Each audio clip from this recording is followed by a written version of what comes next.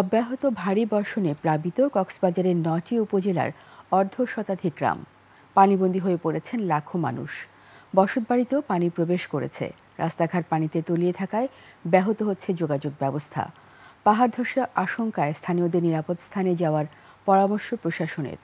এদিকে জলাবদ্ধতার কবলে পড়েছে খুলনা নগরীসহ নিম্নাঞ্চল। প্রতিনিধিদের তথ্যচিত্রে desk report. Tylox toilet cleaner, যার অ্যান্টিব্যাকটেরিয়াল এজেন্ট টয়লেটের কোনায় কোনায় পৌঁছে ৯৯% জীবাণু ধ্বংস করে।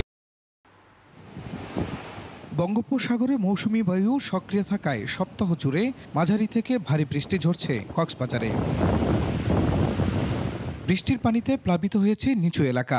অব্যাহত বর্ষণে কক্সবাজারের হোটেল মোটেল জোনের কলাতলী প্রধান সড়কে সৃষ্টি হয়েছে জলাবদ্ধতা। দুর্ভোগে পড়েছেন পর্যটকরা।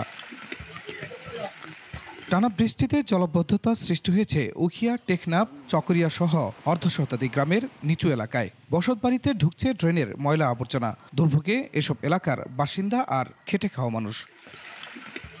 আমাদের অনেক কষ্ট করে পরীক্ষা দিতে যেতে হয়, আর আমাদের এই যে একটা কারাসানা নদী, ওইটা যদি একটু খনন করা হতো তাহলে আমরা একটু সুবিধা পেতাম। রান্না বান্না তার বললে কি চলাফের তো বেশি কষ্ট। তলিয়ে গেছে সবজি ক্ষেত, বীজতলা ও পানির বরজ। গ্রামীণ জনপদ তলিয়ে থাকায় ব্যাহত হচ্ছে যোগাযোগ ব্যবস্থা। এলাকার সবাই ভুক্তভোগী, সবার বাড়িতে পানি যার বানতে দিবিলে তো পানি বলে।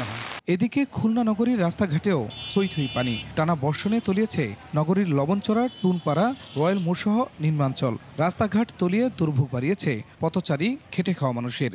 জলাবদ্ধতা এরকম একটা অবস্থায় পৌঁছে গেছে যেখানে একটু বৃষ্টি হলেই প্রতিটা এলাকায় রোডঘাট পানিতে ডুবে যাচ্ছে। যে পরিমাণ জলাবদ্ধতা কালকে বৃষ্টির কারণে সেটা দিয়ে চলাচল করা খুবই কষ্টদায়ক। আবহাওয়া অফিস জানিয়েছে আরও কয়েকদিন অব্যাহত থাকতে পারে বৃষ্টি। Khurshid Alam, desk report, ২১ television.